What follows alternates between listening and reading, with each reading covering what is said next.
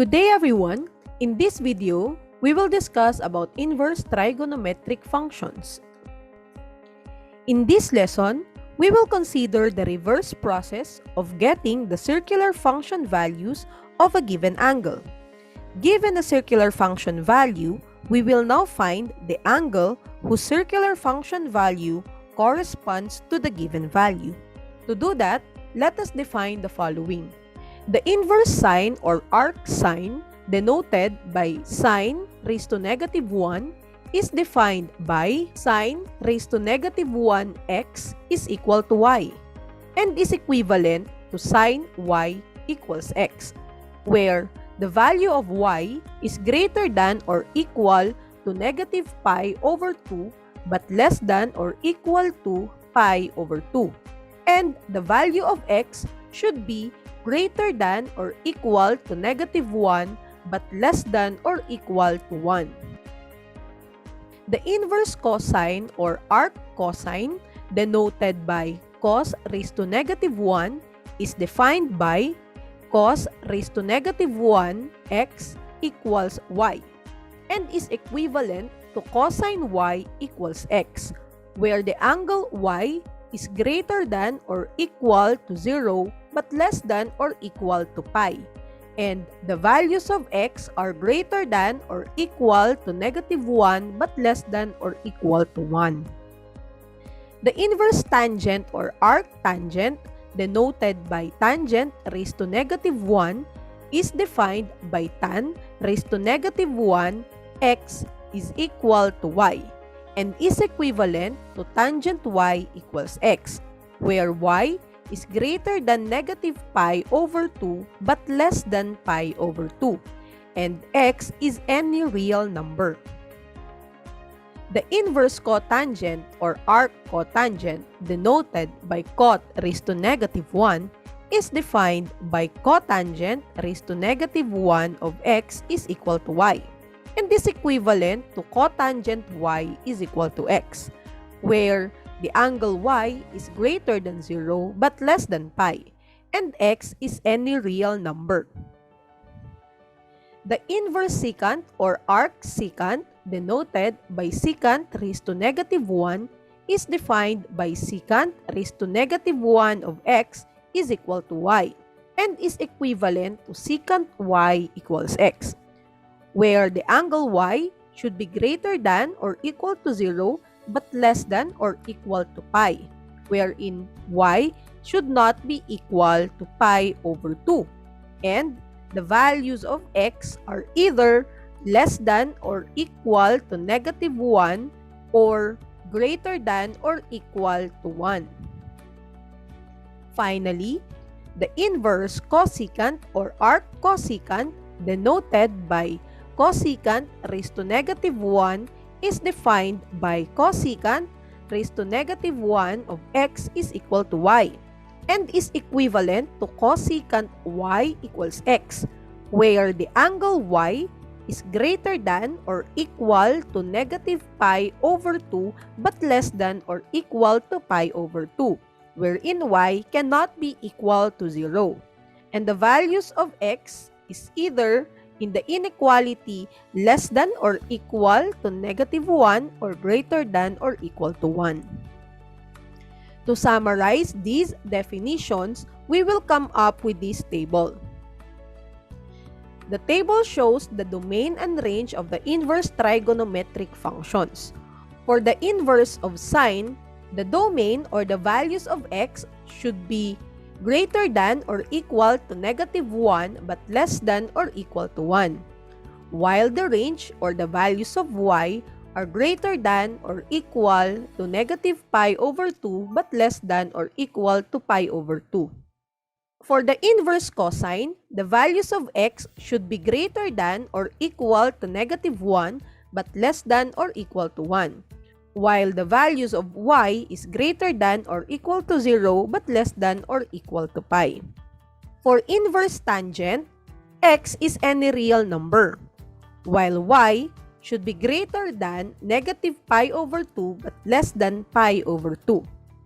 For the inverse cotangent, x can be any real number, while y should be greater than 0 but less than pi.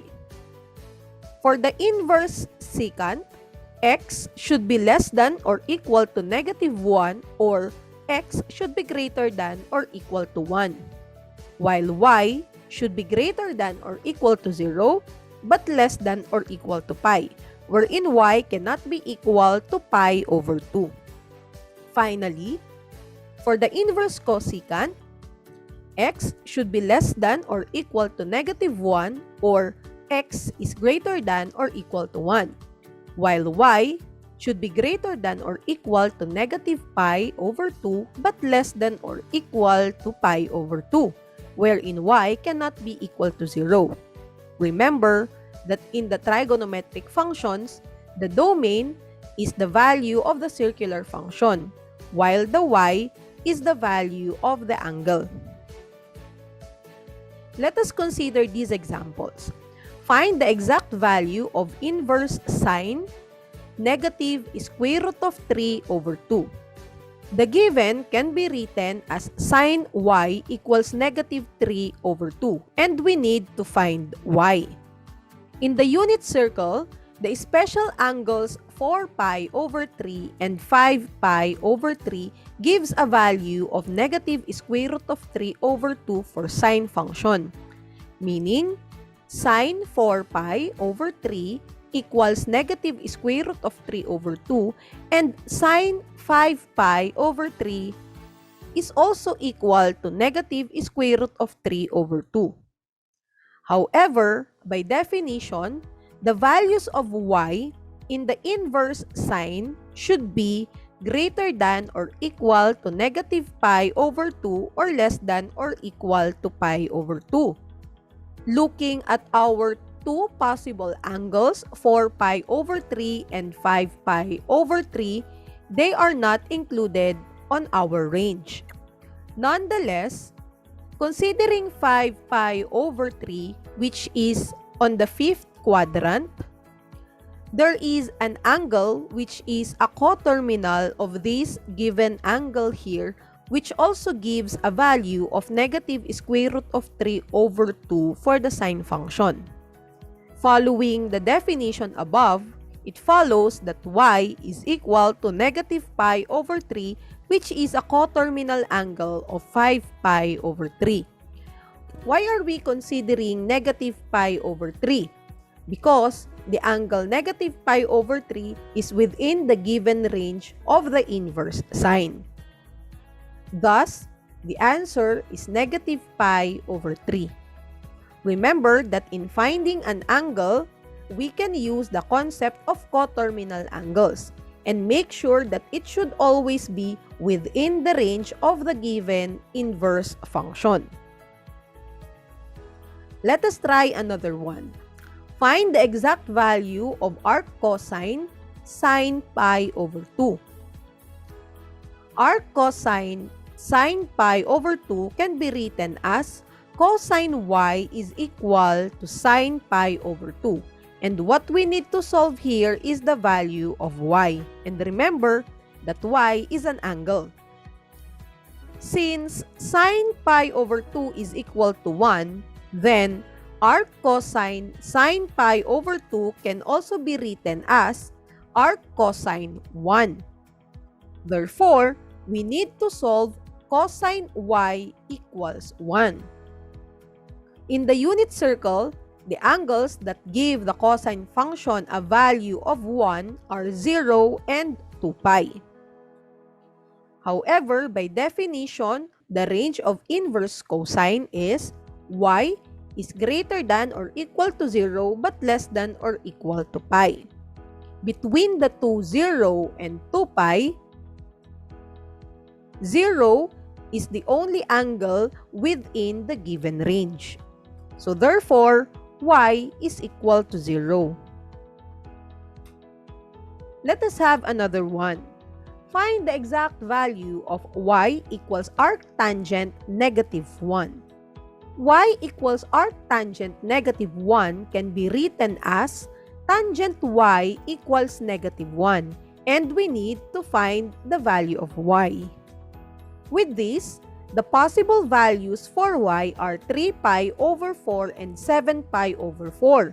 Because when we substitute 3 pi over 4 and 7 pi over 4 to y here, it will give us a value of -1. However, by definition of arctangent, the range or the values of y for the arctangent should be greater than or equal to -pi over 2 or less than or equal to pi over 2. Notice that these two angles are not within the range.